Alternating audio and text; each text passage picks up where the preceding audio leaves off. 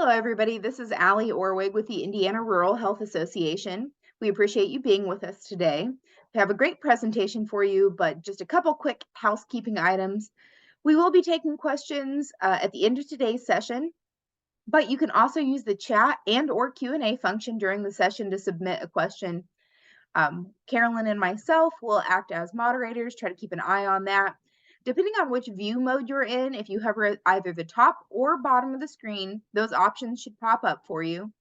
If you choose to hold your question till the end of the session, you can also use the raise hand function at that time. We'll be able to unmute your line and then you can ask your question verbally as opposed to typing it in. We will be recording today's session, so if you were not able to join us for the whole time or you need to leave early, or you have a coworker or colleague you'd like to share this with, it'll be available on our YouTube channel by the end of the week. And that is all I have. So without further ado, I'm going to go ahead and turn it over to you, Andrew. Well, thank you so much. I really appreciate the opportunity. And for those of you who are watching, my name is Andrew Board. I'm the Executive Director for the Institute for the Advancement of Group Therapy. I am an engagement strategist, and I've worked for Disney and done trainings for Fortune 100 companies. I've also been in treatment, and my experience in treatment was a very mixed bag. So I loved my therapist. My LCDC was fantastic. The equine therapy was wonderful. I don't know if horses really can see into a person's soul, but I hope that's the truth because they really seem to like me. My experience in group therapy wasn't so great. And one of the reasons that is because I have ADHD, and I was sitting in a very traditional type of group therapy, the round robin style of how are you today? How are you today? How are you today? And so there was 8 or 9 people before it got to me. My knees were bouncing. I felt that anxiety climbing, and I just didn't do very well in that kind of environment.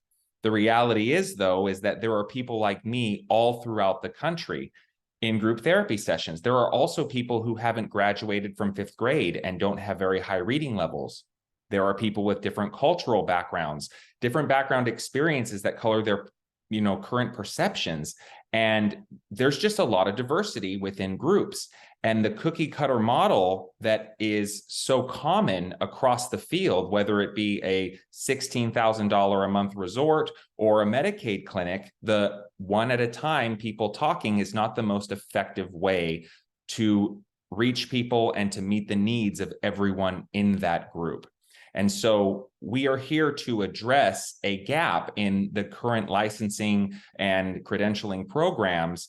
And that's talking about really what can we do to maximize engagement and maximize learning for everyone in the room and really increase that deliberate practice that's necessary for patients to truly be successful outside of treatment. Okay, and so we're going to start right now. What is the difference between knowledge and skill? I'm going to give you 1 minute to please type in the chat box what you think the definition of knowledge versus skill is. Okay? You can start right now.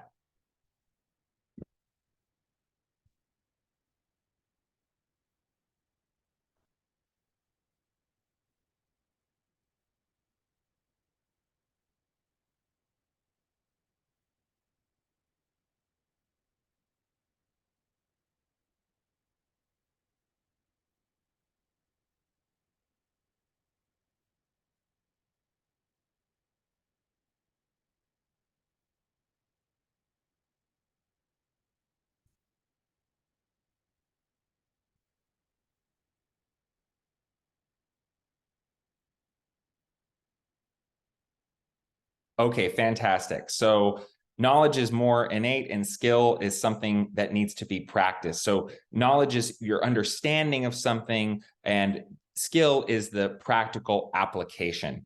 And so when we observe groups all throughout the country, we see that therapists are very good at building that alliance. They're very good at helping patients unravel those cognitive distortions. And so we use the example of a patient who might be deathly afraid of water. Maybe they had a traumatic experience in water and near drowning as a child. So they go to therapy, and the therapist is very good at helping them, build the confidence to go near the pool again. Maybe they'll even take it a step further and explain that Swimming involves kicking legs, paddling arms, holding breath occasionally. But what happens if that patient who's never practiced swimming before jumps into the deep end of the pool? They're going to drown. And the reality is, some things in life we are biologically inclined to learn, recognizing the face of a friend or recognizing through our different senses if food is spoiled. But other things require practice. And recovery capital skills are no different. For this patient to truly be successful, they need to jump in the pool and, with guidance, swim. And this is something that is lacking. So, one more thing before we move on, because I want this presentation to contain practical application for any therapist watching that they can use in their groups immediately. We're introducing a topic right now. And so it's very common in groups across the country when we introduce a topic to pose a question to the whole group. So what do you think of knowledge and skill? What do you think that there are similarities, there are differences? If we do it this way, one usually confident patient might answer. Other people stay silent. Maybe a few more will chime in, but the majority of the room stays silent. Right? So there's another alternative. You could ask everyone one at a time. What's your understanding of knowledge and skill? What's your understanding? And it could take 30 to 40 minutes to get through everyone's answer. This is very common in a psychoeducational or a CBT, DBT, REBT type group, a skills-based group. So how can we maximize that time so everyone's involved and we know they're paying attention? There's a couple different ways. You could have the person turn to the person next to you, pair up. You have 2 minutes to come up with a definition of knowledge and skill or epigenetics or common triggers that you both agree with, a list of common triggers. And then you bring it back to the group. And so what does it do here? It gets everyone talking. It gets everyone involved and consciously focused on the topic. And we'll talk about why that's important in a little bit. But then when you bring it back to the whole group, everyone has had time to digest the information. They've had time to bounce ideas off of each other. Even the introverts who might not feel comfortable speaking out loud when everyone's watching them, they're much more likely to take part in a conversation with one other person if they know everyone else in the room is preoccupied. So this is just one of the tricks that we like to use to help the pace of the overall session, but also get everybody engaged and focused. So how does this apply to group therapy? Okay, so this is an example of a patient. We'll call her Sally. Okay, so Sally suffers from anxiety and insomnia, likely linked to her traumatic childhood. Recently, she's been using alcohol to cope and quiet her mind so she can fall asleep, though she often wakes up hungover and with insufficient rest. Of course, this is taking a toll on her life. So the first time she entered a treatment program, okay, the therapist built a very strong relationship with her, stressed the importance of going to support meetings and getting a sponsor. Sally did all of those things. Now, we met Sally her second time in treatment. After completing treatment the first time, she found out she was laid off from work. Okay. And then she doesn't really have savings. She doesn't have a job. Family and friends are willing to help her out. Her family told her that she needed a year of sobriety before they would let her back in. So it's 2 a.m. and she can't sleep. She tries to call her sponsor, but they don't answer. What about the therapeutic experience that Sally had is going to benefit her in this moment? And the answer is no matter how strong the alliance was, if Sally's out of therapy now and the skills that she learned calling a therapist, and that is a skill, it does take skill to be able to reach out to someone and ask for help, but they're not working. And so we need to set patients up for success by giving them as many strategies as possible.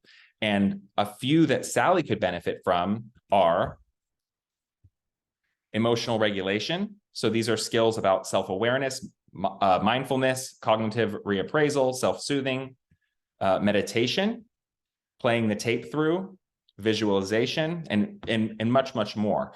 And there are patients like Sally all over the country because life is very, very unpredictable.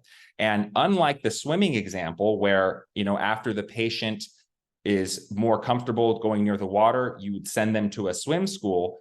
The only place that patients are really set up to learn these things are in therapy, but they're not being taught enough. And groups really need to be utilized more. Take another example of a patient who, needs to communicate that they want to stay sober. They figured out they want to create healthy boundaries, and they need to communicate that with friends or with a spouse or a family member who still uses.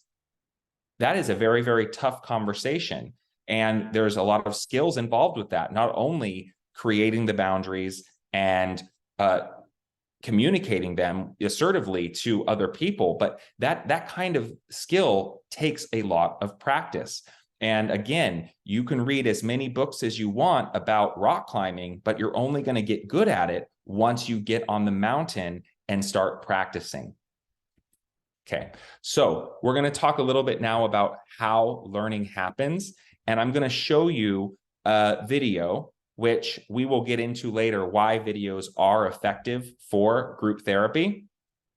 But first, I want to give you a little focus task. So these are the questions I want you to search for the answers to these while we watch. What is the connection between the conscious and unconscious mind when it comes to learning and processing? How long does it take him to ride the backwards bike? How long does it take his son, and why is that time different? What happens when he tries to ride the regular bike again? And what does any of this have to do with mental health or addiction? All right, so keep these questions in mind as we watch, and then we're going to come back and answer them. And please feel free to type them in the chat as you see them. I've heard people say it's just like riding a bike, meaning it's really easy and you can't forget how to do it, right? But I did something. I did something that damaged my mind. It happened on the streets of Amsterdam, and I got really scared, honestly. I can't ride a bike like you can anymore. Before I show you the video of what happened, I need to tell you the backstory. Like many 6-year-olds with a MacGyver mullet, I learned how to ride a bike when I was really young. I had learned a life skill and I was really proud of it. Everything changed though when my friend Barney called me 25 years later. Where I work, the welders are geniuses and they like to play jokes on the engineers. He had a challenge for me. He had built a special bicycle and he wanted me to try to ride it. He had only changed one thing. When you turn the handlebar to the left, the wheel goes to the right. When you turn it to the right, the wheel goes to the left. I thought this would be easy, so I hopped on the bike ready to demonstrate how quickly I could conquer this. And here he is, ladies and gentlemen, Mr. Destin Sandlin. First attempt riding the bicycle. All right. So the faster I go, the better. Yeah, I couldn't do it. You can see that I'm laughing, but I'm actually really frustrated. In this moment, I had a really deep revelation. My thinking was in a rut. This bike revealed a very deep truth to me. I had the knowledge of how to operate the bike, but I did not have the understanding. Therefore, knowledge is not understanding. Look, I know what you're probably thinking. Destin's probably just an uncoordinated engineer and can't do it. But that's not the case at all. The algorithm that's associated with riding a bike in your brain is just that complicated. Think about it. Downwards force on the pedals, leaning your whole body, pulling and pushing the handlebars, gyroscopic precession in the wheels. Every single force is part of this algorithm. And if you change any one part, it affects the entire control system. I do not make definitive statements that often, but I'm telling you right now, you cannot ride this bicycle. You might think you can, but you can't. I know this because I'm often asked to speak at universities and conferences, and I take the bike with me. It's always the same. People think they're going to try some trick or they're just going to power through it. It doesn't work. Your brain cannot handle this. For instance, this guy, I offered him $200 just to ride this bike 10 feet across the stage. Everybody thought he could do it. No, you didn't understand. You didn't understand. So this way. All right, it's like, all right. So whenever you're ready, yeah. No, you have to keep your feet on. All right, let's see. Here we go. Wait, let you guys start rolling at least. And go. Keep your feet on the pedal. Go.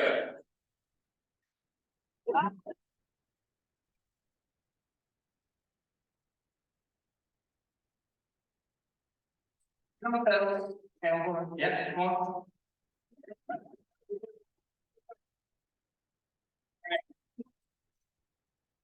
Once you have a rigid way of thinking in your head, sometimes you cannot change that, even if you want to.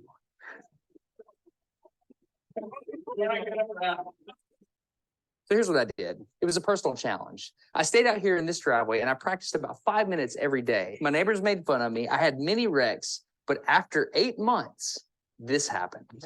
One day I couldn't ride the bike and the next day I could. It was like I could feel some kind of pathway in my brain that was now unlocked. It was really weird though. It's like there's this trail in my brain, but if I wasn't paying close enough attention to it, my brain would easily lose that neural path and jump back onto the old road it was more familiar with.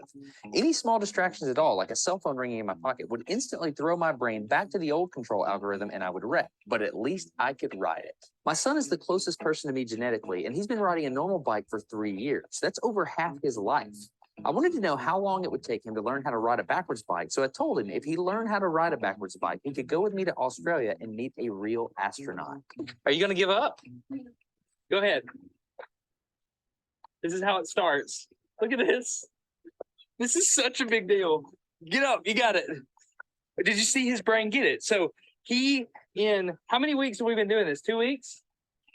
In 2 weeks, he did something that took me 8 months to do, which demonstrates that a child has more neuroplasticity, am I even saying that right, than an adult. It's clear from this experiment that children have a much more plastic brain than adults. That's why the best time to learn a language is when you're a young child. All right, today's bike log. I can ride smooth, I can ride fast. I'm thinking the experiment is over. Okay, now I'm in Amsterdam, a city that has more bicycles than people. The question is, can I ride a normal bike now? I mean, I've spent all this time unlearning how to ride a bike. If I go back and try to ride a normal one, will my brain mess up? So I've tweeted a Smarter Everyday meetup, if you will, and I'm going to see if somebody brings a bicycle, and I'm going to try to ride a normal bike. It's backwards. It's backwards. This was one of the most frustrating moments of my life. I had ridden a normal bike since I was 6, but in this moment, I couldn't do it anymore. I had set out to prove that I could free my brain from a cognitive bias. But at this point, I'm pretty sure that all I've proved is that I can only redesignate that bias. So what you're not seeing is just a group of people here looking at me, looking at the strange American that can't ride a bike because they think I'm dumb. But I'm actually 2 levels deep into this because I've learned and unlearned. All right. After 20 minutes of making a fool out of myself, suddenly my brain clicked back into the old algorithm. I can't explain it, but it happened in a very specific moment.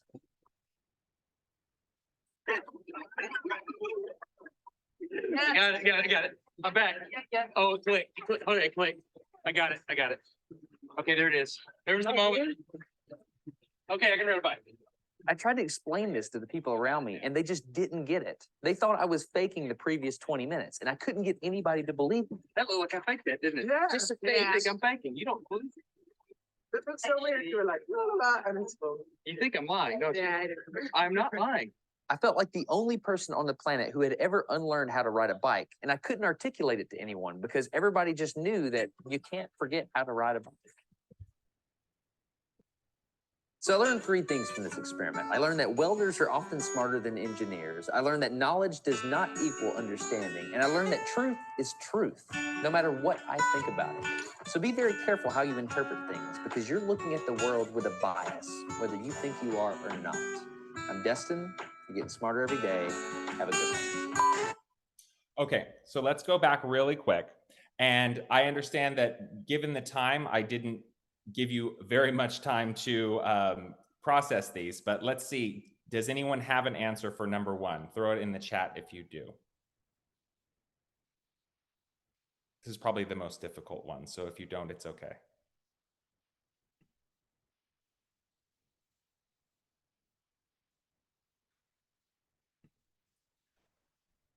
Well, the conscious mind is logical and sequential and can only pay attention to one thing at a time. Actually, multitasking is a myth. People are just really, really good at jumping back and forth between one thing or another, and especially if they have practice with it. If you think about your own life, if you can type on a keyboard, for example, when you first started to learn, you really had to pay attention to where those keys were, right? And you were going back and forth between looking at what you needed to type and finding the keys. You couldn't do both at the same time. Once you got extremely skilled at typing, then you could easily jump back and forth. So you feel like you're doing both at the same time. You're thinking about what you want to type and you're typing. You're just jumping back and forth so quickly that you really can't tell the difference. The unconscious mind is spontaneous and processes information instantly. Oh, thank you so much, Allie, for your participation. Yes, it took him 8 months to ride the bike, and it took his son only 2. And so why is that time different? So the reason he gave is because neuroplasticity, he says, is greater in a child. And while that actually is true per se, the example he gave is incorrect. And so children do not learn languages faster than adults. We only think they do because the platelets in their tongues are more malleable. But in fact, to master a language, many, even 5th graders in this country, 10 years old, 11 years old, if they get upset or excited, they will confuse irregular verbs. In Arabic-speaking countries, the grammar is so complex that they don't master it until age 12, where an adult can do it with focused attention in about 3 to 4 years, if you think about someone who's going to work for the CIA and needs to learn the language or something like that. So actually, adults do have neuroplasticity throughout their life. And so this is one thing that we try to emphasize all the time is we hear in the treatment and the behavioral health space, doing drugs changes your brain. It changes your brain. That's true. It changes your brain, but everything that we do changes our brain. And that change is only permanent if we continue the behavior. If we start positive behaviors and non-maladaptive behaviors, then that will change our brain again as well. And so another reason, an alternative reason why the son learned it faster is his neural pathway in his mind was not as ingrained as his father's. He had only been riding a bike. The son had only been riding the bike for, a couple years, and his father has been riding it for the majority of his life. And so if you think about the brain like walking to a destination in the forest, the first time you walk toward the destination, you're just crunching over grass and leaves. But eventually, with enough practice, you're going to wear a groove into the dirt. And if you keep taking that path over and over again, that groove is going to become a trench. One very interesting fact is a lot of retired pilots, they like to fly remote control planes, once they leave their job. But unlike someone who's never flown a plane and can easily learn that the controls are reversed, when the forward set of controls and then you turn the plane around, you have to reverse them. Retired pilots are fighting against a career's worth of practice and neural pathway. That trench is huge. And so they find it much more difficult than someone who's never flown a plane before to fly that remote control plane. And so the son's neural pathway was not as deep. Therefore, it was easier for him to reroute it.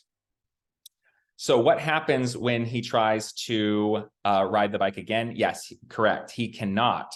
He has practiced the new way to ride the bike so frequently and so often that he created a new neural pathway, and it was difficult for him to find the old one. Of course, he did eventually. That old neural pathway will never go away completely, but if we continue with our forest example, it will be overgrown. It will be more difficult to access once you really ingrain and solidify that new positive neural pathway. And I think this helps answer question number 5. What does any of this have to do with mental health and addiction? Well, this is how learning happens for all humans. This is how we all learn. And an example can be, if you've ever planned to pick something up from the store after work, but you got into your car, you got lost in thought and ended up pulling into your driveway. This happens to every one of us. I'm sure you can think of an example of this happening, in the past month or two. Well, your brain has practiced driving so frequently and the route home that your brain has created an unconscious automated process for both driving and the route home. And so why does this happen? Well, the brain only makes up 2% of the body's mass, but it uses 20% of its energy.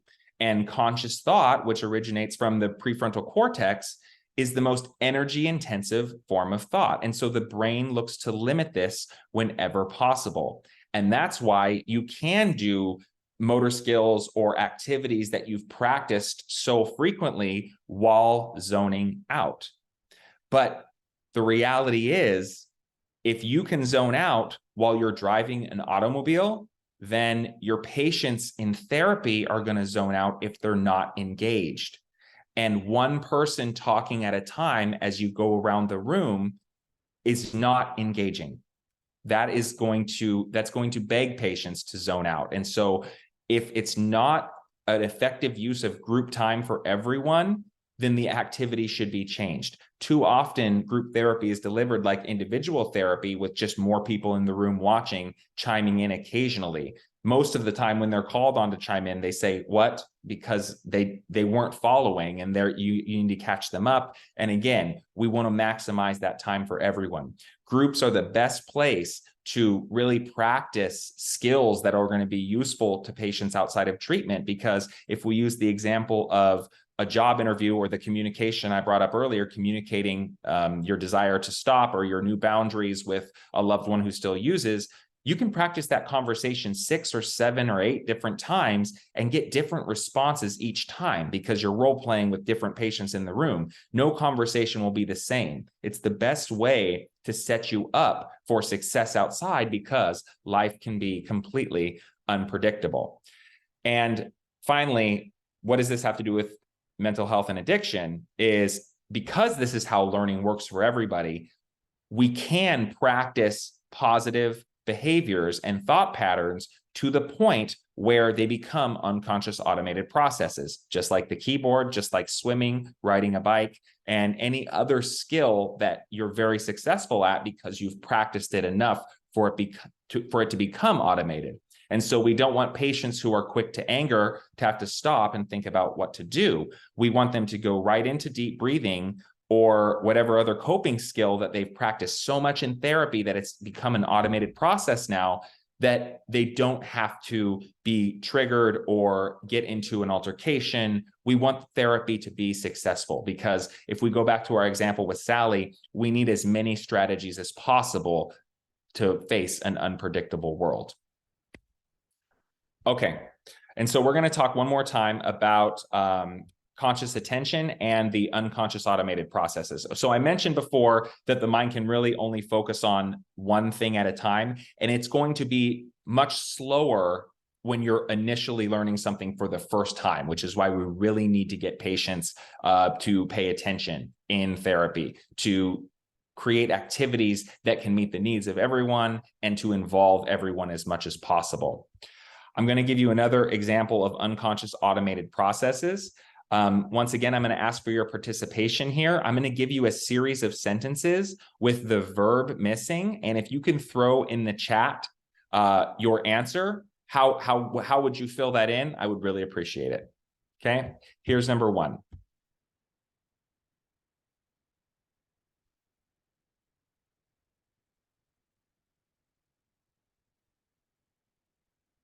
Yes, I am not at the store right now. Here's number 2.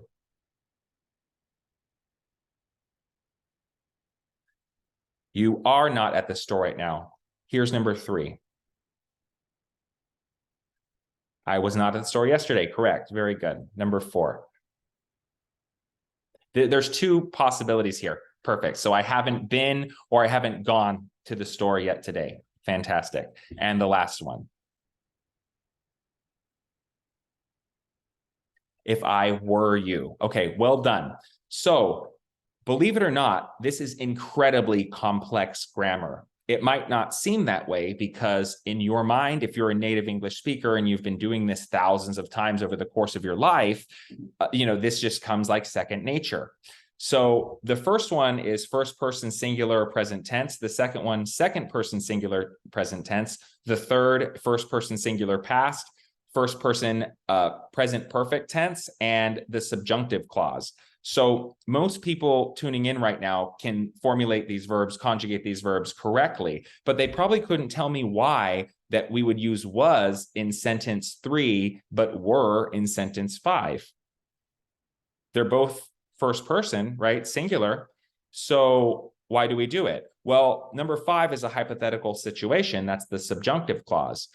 Most people probably couldn't tell me when you would use present perfect. Well, that's for a situation that began in the past, but continues on to right now. So the grammar is, believe me, very complex, yet you can do it. Another example of knowledge versus skill. In this case, you have the skill, you might not have the knowledge behind why it is that way, but this is how learning works. So again, we want patients to be able to practice, and how are they going to do that? Maximize repetition and practice in context. And of course, we're in treatment. That is a safe place. It's a safe space, but we can still set up activities that are as close to real life as possible to set patients up for success once they leave. All right, and I'm going to bring it back to my experience in therapy and group therapy, to be more specific. And I'm sure many people watching have either experienced this or maybe even delivered group therapy like this yourself. And that's fine, because it's been like this for 50 years. But just because something's been one way for 50 years doesn't necessarily mean it's the most effective way. Now, what you know about attention, what you know about how the brain works and how learning works, is one person talking at a time, going round robin, the most effective way to deliver to a group? Correct. The answer is no. So this graph here is from William Miller, the creator of motivational interviewing. And through his research, he found some very, very important facts. One, the more that patients talked and the therapist was empathetic, which means that their talk time, the therapist talk time, was very, very low. They were asking questions, they were probing, elicitation. The resistant behaviors from patients went down significantly. So if we have any listeners that work with the Department of Corrections or are dealing with, men or women that are right out of rehab, there might be a high level of resistance. A lot of people in treatment are court mandated, or maybe their significant other gave them an ultimatum. Those resistant behaviors tend to be quite high. And so anything that we can do to make the experience beneficial for not only the patients, but for the clinician as well, we should do that. And one way is to really elevate that patient talk time. Perhaps more importantly, Miller found that there was a positive correlation between the amount of positive change talk that patients had in therapy and their outcomes. So not only are resistant behaviors going to go down, but outcomes will improve. So we have to set up activities that not only meet the needs of everyone in the room, get them practicing the skills that they are going to use and benefit them outside of treatment, but also improve their outcomes and lower resistant behaviors at the same time. So these are the tricks that we, want to share with you so you can help your patients and help yourself. If you can also set up any session that you deliver, keeping the principles of adult learning in mind, that is also going to benefit not only you, but your patients in their acquisition, their retention, and their ability to recall. So I'm going to go through them real quick. If we were delivering this in person, I would have the participants talk to each other about it. I would have them try to come up with their own list. What do you think they are? And that way, once we bring it back, they've already invested time in it. So they're really going to pay attention to the answers. Again, just little techniques that you can use regardless of what your topic is to help increase that engagement. So it's motivation. Of course, this one's important. Inclusion of life experience, autonomy and self-direction, and real-world problem solving. So I'm going to go over these in an example that we actually use when we at the Institute for the Advancement of Group Therapy were delivering a session. So there were about 12 men that had just, been out of detox. None of them particularly wanted to be there. They weren't sleeping very well. The topic was I statements. We wanted them to get the skill of being able to communicate using I statements. And of course, those of you watching know that has to do with feelings. So how do you get these 12 men to discuss and be willing to talk about their feelings? So this is how we did it. We said, do any of you have a relationship that's important to you? It's one of these universal truths, right? Sort of like, how does it feel when someone comes to you for advice? Well, it feels good, right? This is universal among all people. So yes, we have those relationships. Everyone says yes. Okay. Do you have relationships that maybe during your use or during your episode were fractured a bit that you would like to make stronger or rebuild? Everyone says yes. Okay, well, we have a tool that has been shown to help with that. I'm not saying it's going to solve all your problems, but it has been shown to help. It's a communication tool, and it's going to help with the goal that you said that you had. You just stated you had that goal, improve these relationships. Would you like to learn about this tool? Yes. Okay, we're going to talk about I statements today. So what did we do here? How did we hit the principles of adult learning? First, autonomy. We let the patients decide on their own. They got to state whether or not they wanted to participate. And because it was connected to their own life experience, the goal they stated they had, then we also included their life experience, which helps increase motivation. And through teaching them I statements, we're helping them solve a problem that they have. They want this relationship to be stronger. We're going to help them solve that. And so by hitting all of these points, not only is the engagement maximized, but the buy-in is created. And that's very, very important for learning to occur. All right, so conceptual frameworks. We're going to talk a little bit about this on the next slide, but this ties into the talk time because we need patients to sort of be on the same page at least as much as possible. Another common diverse factor of groups is you might have someone who has been in treatment 7 times sitting next to someone who's in treatment for the first time. So again, you have to consciously think, how am I going to organize my patients if I am going to do, when I do collaborative or small group learning, how am I going to do that to maximize the effect for everyone? And conceptual frameworks have to do with where you put things in your mind. They're also called schema. And so if I were to show you this sentence, this is a sentence.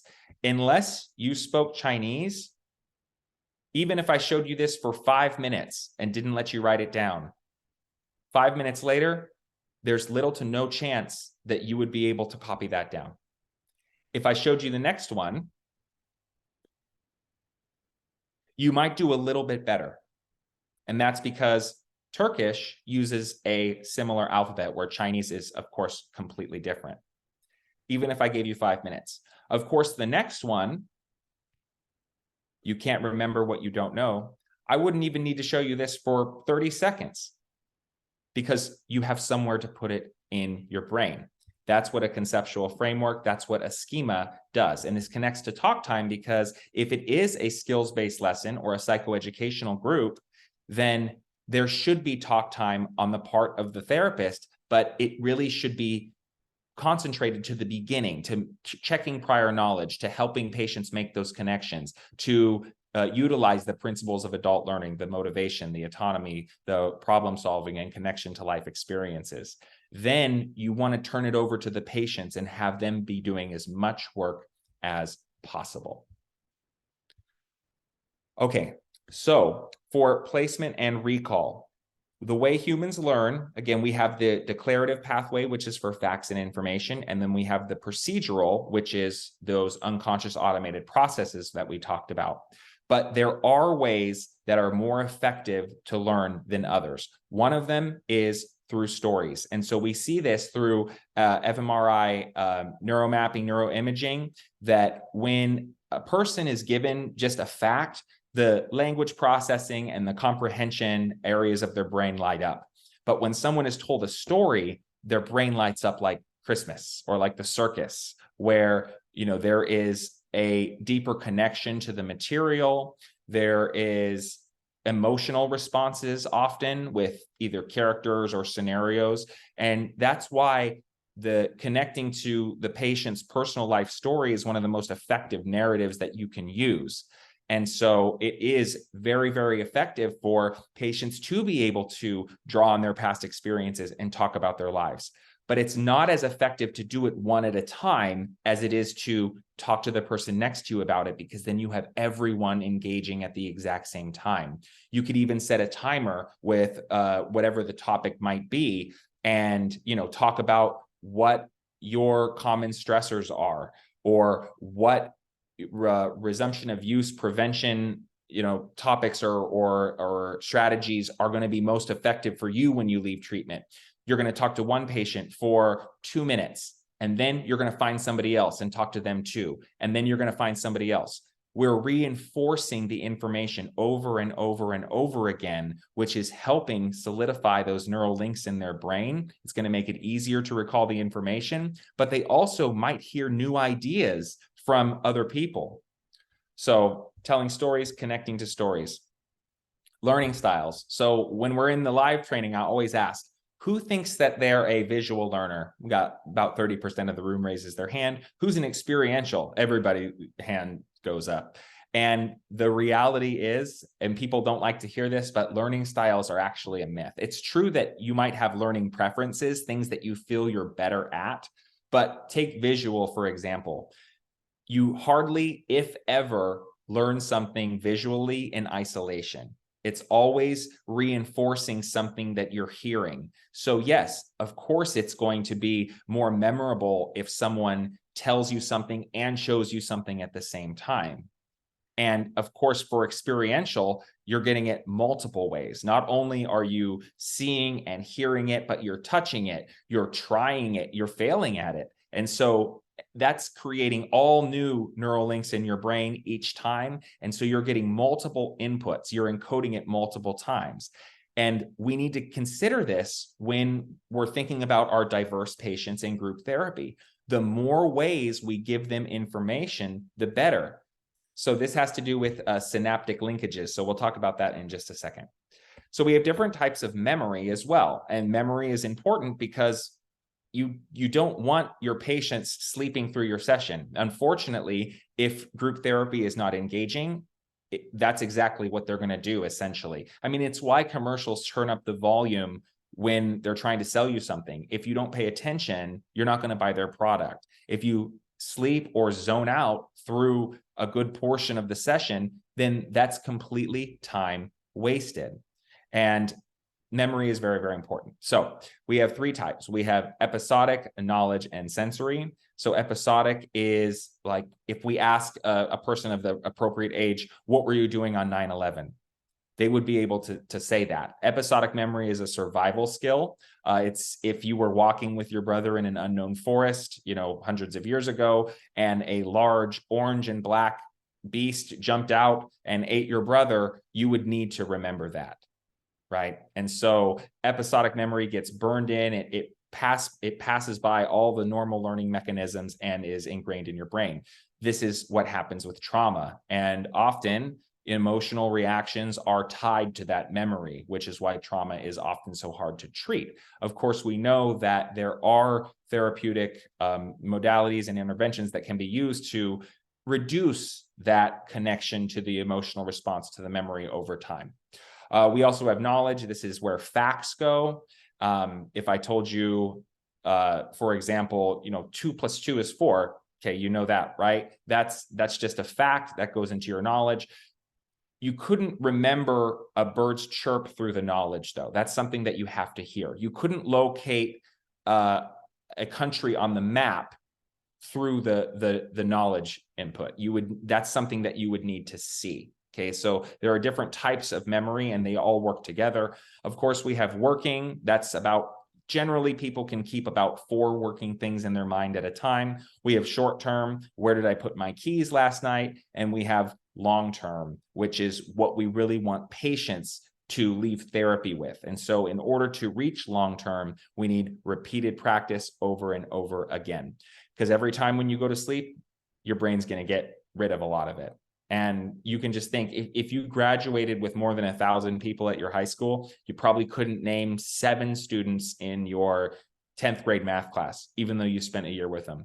You probably don't remember what your favorite present was on your 11th birthday, even though that was the most important thing to you at that time.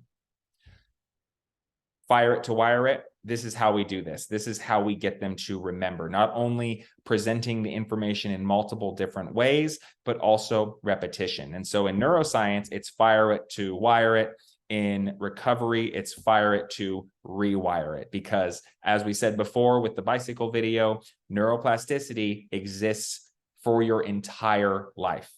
And there are ways to make good habits stick faster. One of them is expanding the synaptic linkages. Okay, so we talked about the benefits of showing people an image while you're telling them something. So think about information like a highway. Okay, so we have a highway of information. If I just tell you something, we built one on-ramp to that highway. But if you forget what I said, you have lost all your access to that information. If I tell you something, I show you a video or an image to reinforce it, there's another on-ramp. I have you write it down, there's another on-ramp. I have you talk about it with a partner, there's another on-ramp. And then I have you in a small group of 3 to 4 create a project, like project-based learning out of it. Like, for example, create a resumption of use prevention plan with your team. Now, while they're doing that activity, not only is the room not completely silent, like it would be if they were doing it individually on a worksheet, but they're discussing it, right? We're reinforcing the learning. We're reinforcing over and over again what we want the patients to be able to do once they leave.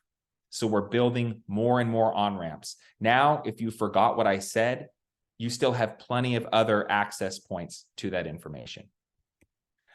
Okay, and of course, this ties into the trauma. Emotion is tied to memory as well, both positive and negative. It can help you remember. So in therapy, you know, of course, we don't want to push patients to a point where they have a breakdown, but we do want to push them outside their comfort zone a bit. And the reason that is because therapy is a safe space. When they leave treatment, the world will be unpredictable, and the world doesn't care where the boundaries of comfort zone are. And so we want to give patients as much practice as possible within the safety of the treatment space, so they're really set up for success once they leave. Sleep is key. Of course, this is very hard for patients in early recovery, but this is where the consolidation happens, and it's really the building block of healing the brain and healing the body. So creating healthy routines around sleep and boundaries around sleep, and, you know, teaching patients the effective methods of going to sleep, like the same time every night, not eating or watching screens too soon before bed, trying to wake up at the same time every day, deep breathing techniques. This will really help promote their recovery. And these are all skills also, just like riding a bike. Okay. For objectives. And so I mentioned before that we do observe groups all across the country, and this is one of the biggest areas where there's a reason for concern. And so hope is not a strategy. Waiting for a patient, maybe they're going to have a breakthrough today, especially if you're dealing with groups of people, that's not the most effective way to guarantee success for your patients. Okay, so you need to have a plan in place. These are the questions that we ask to every clinician at any organization or facility that we go to before the session. And they're the same questions, a little bit modified, that we ask the patients after the session is over. So the first one, what do I want my patients to be able to do by the end of this session? So what do I want them to do? Remember, hope is not a strategy. Do I want them to be able to process a difficult emotion relating to their father or guardian? Do I want them to be able to assertively communicate something by the end of the session? Do I want them to be able to restructure a negative thought by the end of the session? What do I want them to do? How will I know if they've done it? See, this is a really important one. I just know it isn't good enough. It's really not. I know it, even myself, because I've led multiple groups throughout my life at different ages, different topics. And it feels really good to say, oh, I'm doing a great job. They really like me. But the reality is, unless you measure it, you cannot know for sure. There has to be some sort of demonstrable aspect. They either create, they demonstrate, they explain, they list. They need to be able to show you that they can do it, because very, very often what is in a patient's head versus what you think they know can look very, very different. if you ask a group of people, so that was restructuring negative thoughts. Do you understand? Everyone's going to shake their head yes. Either because they don't want to be the only person that says no, or because they think they understand, but they don't. And we see this all the time. We see this as an example of restructuring negative thoughts. You know, I'm a terrible person. Oh, I'm a great person. That's just the opposite. All that tells me is that you want me to go away. What we really need to see is I can be a good person because I helped my mom when she was sick, because I covered for my friend at work last week, even though I was tired, right? Real world examples that the patients can believe, not just giving the opposite. So how will I know if they've achieved this goal? And how does this objective connect to successful recovery? So much of what we see when we observe groups can be qualified as chat. And while I do understand there's an argument there, like, well, letting them talk about what movie they saw this weekend, or why they like Chevy more than Ford, or whatever other irrelevant to recovery topics could help build that alliance. That's true. But is that going to help them at 2 a.m, at 11 p.m, once they've left treatment? And the answer is no. What will help them? Measurable objectives that are connected to recovery, and setting up practice situations and setting up learning situations that really focus on that and get them to pay attention the whole time. Because conscious attention, we can only focus on one thing at a time. So what we found is if the therapist can answer these questions, the session is probably going to go pretty well. At least 80% of the patients will achieve the goal, generally. If the patients can answer these questions, because we always go out to the communal smoking area afterwards, we always talk to them, what about this time in treatment do you feel is going to make you successful? The patients can answer this, then that's a successful program. Unfortunately, they can't very often, but that's one of the things that we do at the Institute for the Advancement of Group Therapy is we help your program to ask and answer these questions each time. Okay, so finally, the final slide is a quote from, again, William Miller. When two chefs are working with the same ingredients, how different will their meals be? The answer here is startlingly, oh, that was a terrible pronunciation, clear. There are often large differences among therapists who are offering the same or similar treatments over time. Okay, so this is simply a message to any program that says, well, we paid the big bucks to get this curriculum. A curriculum is just a tool. So what I do with that tool, what the person down the hall does with that tool, what the person before me in this room did with that tool is going to look very, very different. And so just reading cookie cutter from a program or from a guide is not the most effective way to meet the needs of your patients. It's not the most effective way to improve your outcomes. And it's not the most effective way to differentiate yourself as a provider of the best care possible. Well, thank you so much. I do appreciate your time today. This is my contact information. You can contact me via our website at grouptherapycertification.com. My email, andrew.board@grouptherapycertification.com. I'm also very active on LinkedIn and happy to make connections with anyone, especially those people who don't agree. If you don't agree with me, I want to talk to you because, all of this is evidence-based, grounded in neuroscience, and we've seen it multiple times to be effective.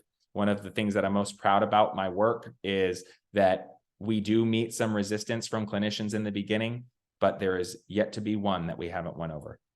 So thank you very much for having me today and hosting me.